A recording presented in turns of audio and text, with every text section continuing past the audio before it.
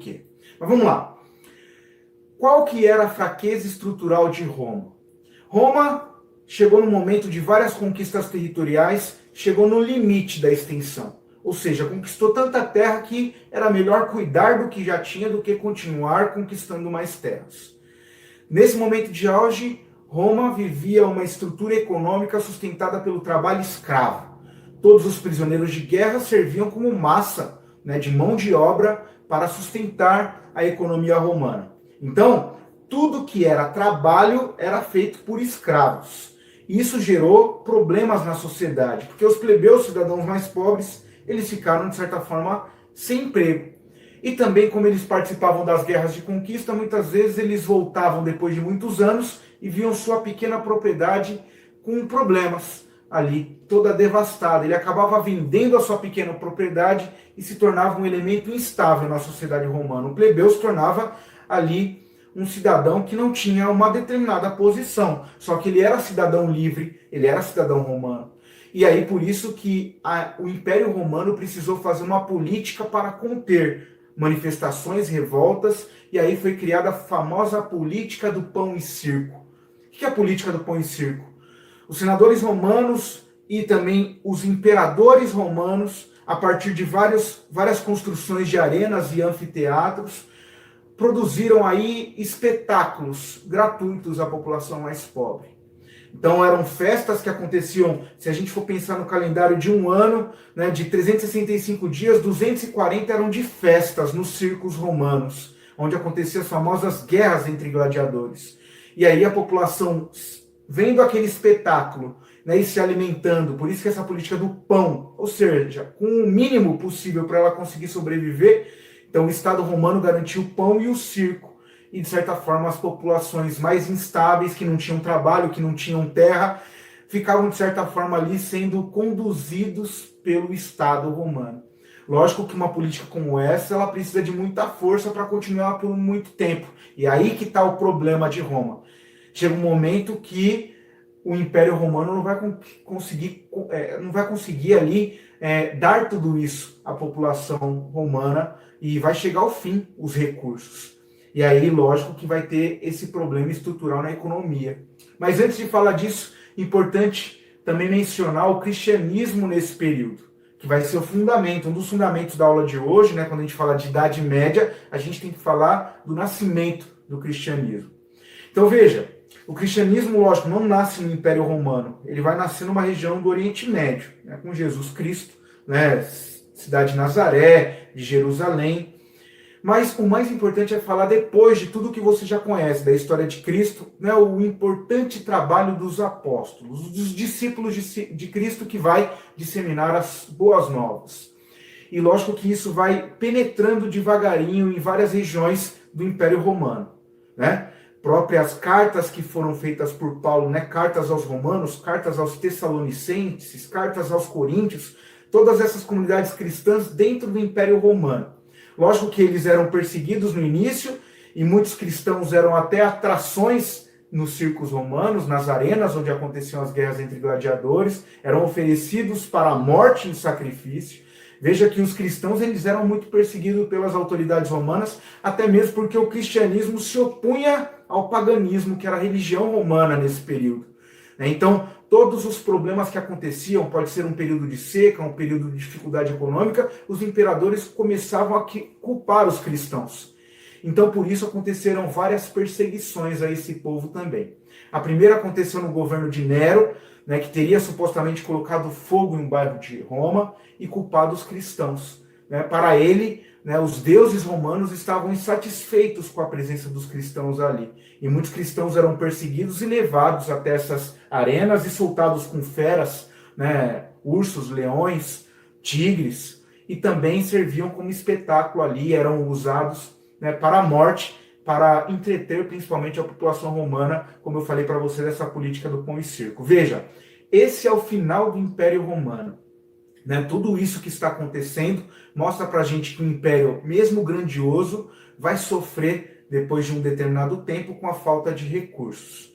Isso fez com que muitos imperadores romanos fossem, de certa forma, ligados ao exército romano, que nessa época estava dividido em várias legiões para cuidar de tudo que foi conquistado.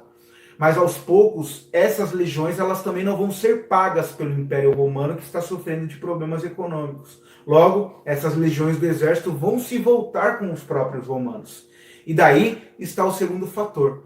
Por isso que eu falo para você, não diga invasões bárbaras. Fazia parte da própria legião de Roma alguns desses reinos que se aliou aos romanos.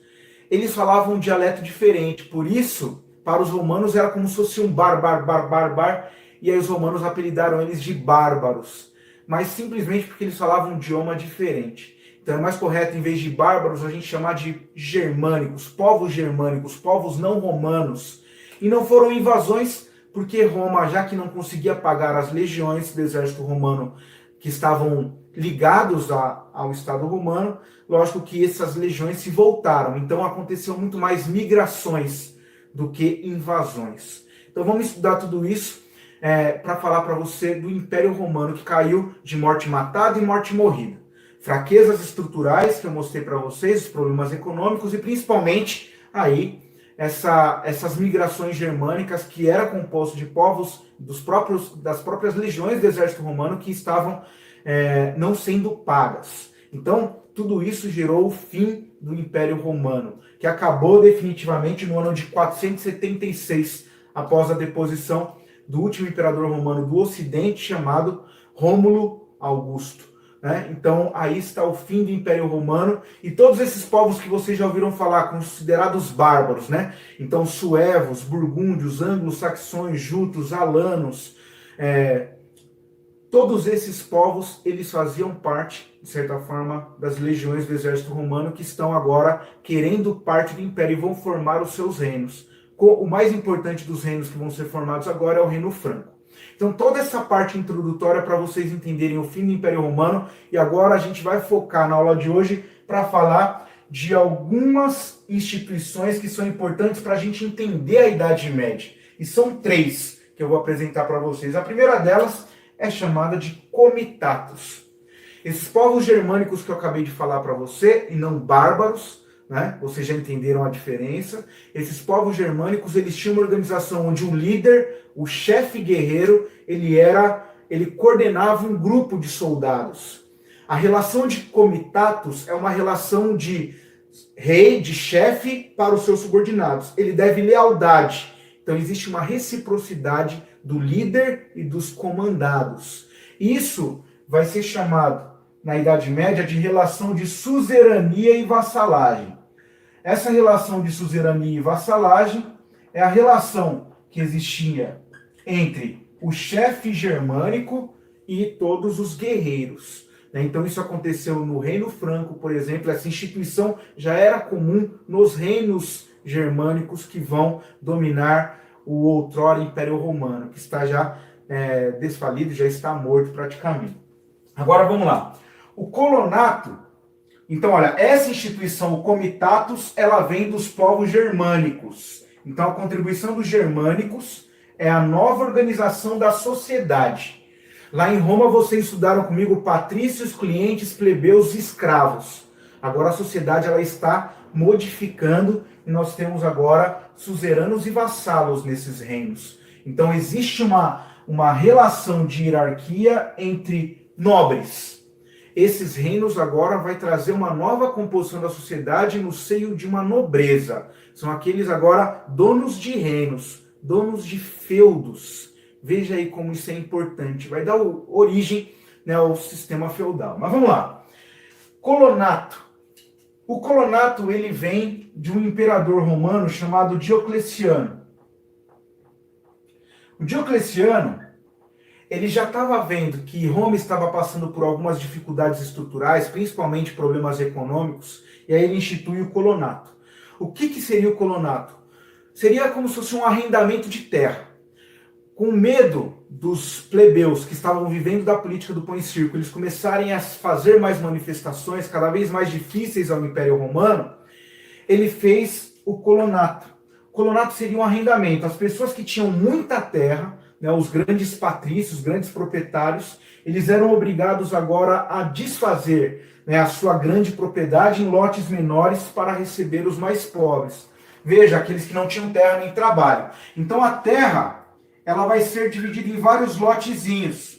Lógico, ainda o nobre, ele fica com essa região central, mas o restante, o excedente das suas terras vai ser dividido em lotes menores de 7,5 hectares para as famílias mais pobres. Essas famílias mais pobres agora elas são dependentes do proprietário, do antigo patrício, que agora vai ser o senhor feudal. Veja, nessa relação os antigos plebeus se tornarão servos. Eles estão presos à terra. Eles recebem sim o lote, mas o lote é como se fosse, né, uma concessão. Lógico que o lote não pertence ao servo. Toda essa terra pertence ao Senhor. O Senhor, ele deu uma parte do seu lote de terra, mas quem é dono é o Senhor. Essas pessoas que estão presas à terra, elas não podem sair dali. Mas já que elas têm um lote de terra, elas têm que produzir seus alimentos. E lógico, quando terminam de produzir no tempo da colheita, elas têm que pagar alguns tributos aos senhores. Essa é a relação agora entre senhores e servos.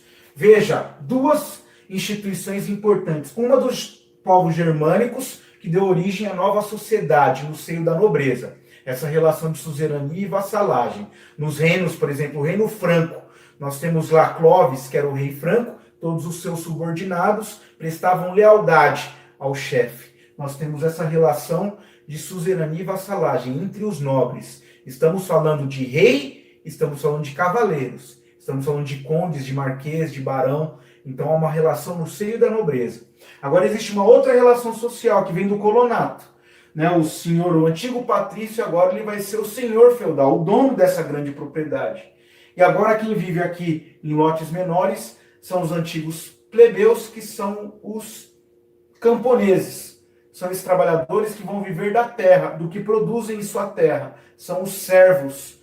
Nós temos aí a composição da sociedade medieval, tanto na nobreza quanto, né, nessa relação entre senhores e servos. E agora, para finalizar, o elemento que vai dar, que vai consolidar tudo isso é o elemento ideológico, a Igreja Católica. Para quem fez o trabalho de Santo Agostinho, que falou da patrística, que falou da escolástica, a gente vai ressaltar isso em aulas futuras. É importante já deixar claro para vocês que a Igreja Católica é o grande alicerce mental, estrutural desse novo período histórico, né, que é a Idade Média. A Igreja Católica, ela vai ser organizada a partir de algumas decisões também feitas já no Império Romano. E aí eu lembro para você de dois imperadores. O primeiro é chamado de Constantino, conhecido também como o primeiro Papa da Igreja. Constantino, no ano de 313, mais precisamente no dia 4 de abril de 313, depois de Cristo, ele vai baixar um documento na cidade de Milão, que vai mudar a história do cristianismo, é o famoso Edito de Milão. E esse Edito de Milão, ele vai conceder liberdade de culto aos cristãos. A partir desse momento, o cristão não pode mais ser perseguido. Eles já são uma força dentro do Império Romano. E isso vai se consolidar ainda mais com outro imperador chamado Teodósio. Teodósio, em 372, também depois de Cristo, depois de Constantino, ele vai fazer um outro edito, numa cidade forte. Quando a gente fala de cristianismo, é a cidade de Tessalônica. Né? Vocês devem conhecer a Carta aos Tessalonicenses, é uma região da Grécia. Lá, Teodósio fez em 372 o famoso Edito de Tessalônica. Esse Edito de Tessalônica, ele vai além do que foi proposto por Constantino. O Edito de Tessalônica, ele torna o cristianismo a religião oficial do Império Romano. Ou seja, de perseguidos os cristãos que eram no Império Romano, eles passam agora a ser os perseguidores. Existe agora uma história da Igreja Católica, é a religião oficial do Império Romano, que vai, logicamente, continuar durante a Idade Média. O cristianismo é a grande força. E lógico que a Igreja vai exercer um papel fundamental quando a gente fala de cultura. Ela exercia um monopólio de todo o conhecimento da época. Tudo que a gente fala sobre conhecimento produzido na Idade Média, boa parte dele era ligado aos mosteiros, né, às catedrais, aos ensinos dos monges, dos abades, das pessoas que faziam parte do clero. Então, a organização da sociedade que vocês viram aqui, os nobres, os servos, e agora falamos do clero. O clero é a Igreja Católica, todos aqueles que fazem parte dessa instituição poderosíssima na Idade Média, o elemento cultural de todo esse período, né, vai nascer com a Igreja Católica. Lógico que esse elemento cultural, tudo isso que eu estou falando para você, vem de algumas sumas, de alguns textos, de alguns livros produzidos por esses filósofos desse tempo, em especial Santo Agostinho e São Tomás de Aquino, que a gente vai falar em aulas futuras. Bom, esse era o recado da aula de hoje.